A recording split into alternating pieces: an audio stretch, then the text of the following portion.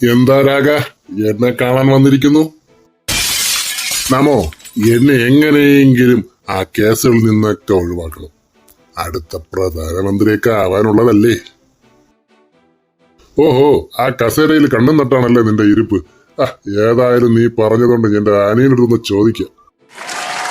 അത് വേണോ? അത് വേണം. എന്നാ മമോയുടെ ഇഷ്ടം പോലെ. എടാ ഷായേ, ഒന്നിങ്ങോട്ട് വന്നേ.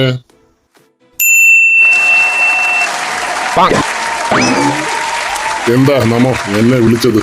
എന്താ കാര്യം? ഈ രാഗ എന്തിനാ ഇവിടെ വന്ന് നിൽക്കുന്നേ? രാഗയ്ക്ക് PM ആകണമെന്ന്.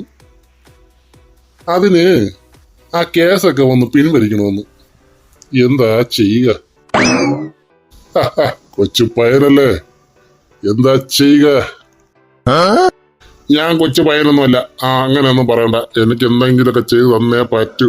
പൊന്നു മോനെ, നീ ഒരു കാര്യം ചെയ്. ആദ്യം പോയി നഴ്സറി സ്കൂളിൽ നിന്ന് പഠിച്ചിട്ട് വാ. ഞാനൊക്കെ പഠിച്ചൊക്കെ തീർന്നത് തന്നെ. എനിക്ക് തരാൻ പറ്റുമോ? ഇല്ലേ. നിനക്ക് എന്തിന്റെ കേട്? നിനക്ക് മിണ്ടാതിരിക്കാൻ വയ്യേ? ഇവന് നമുക്ക് ഒരു PM എന്നെഴുതിയൊരു കസേര കൊടുക്കാം. അവിടെ ഇരിക്കട്ടെ ചേർക്കൈ, എന്നിട്ട് ആശ തീർക്കട്ടെ. ഞാൻ പോവാ. ഞാൻ മമ്മിയുടെ അടുത്ത് പറയും.